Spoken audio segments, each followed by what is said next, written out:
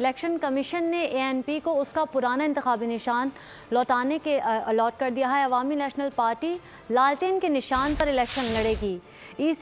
ECP ने intra party election से मुताल्लिक case में महफूज फैसला सुना दिया। 3 माह में इंट्रा पार्टी इंतखाबात कराने का हुक्म दिया गया है। अपडेट कर रहे हैं आपको। इलेक्शन कमीशन ने एएनपी को उसका पुराना इंतखाबी निशान लालटेन अलॉट कर दिया। लालटेन जलती रहेगी। अवामी नेशनल पार्टी लालटेन के निशान के साथ इंतखाबी मैदान में उतरेगी। इलेक्शन कमीशन ने इंट्रा पार्टी इलेक्शन केस का महफूज फैसला सुना दिया। इलेक्शन कमीशन ने फैसले में कहा, आम इंतखाबात का शेड्यूल दिया जा चुका है। मुल्क में इलेक्शन मुहिम चल रही है। सियासी जमातें शिरकत कर रही हैं। एएनपी की दरख्वास्त को मान लिया गया। 10 मई तक इंतखाबात कराने का हुक्म। इलेक्शन कमीशन ने अवामी नेशनल पार्टी पर 20,000 का जुर्माना कर दिया। इंट्रा पार्टी इलेक्शन के लिए 6 माह की मोहलत मांगी गई थी, जिस पर इलेक्शन कमीशन ने कहा एएनपी की 5 साल की मुद्दत अभी मुकम्मल नहीं हुई।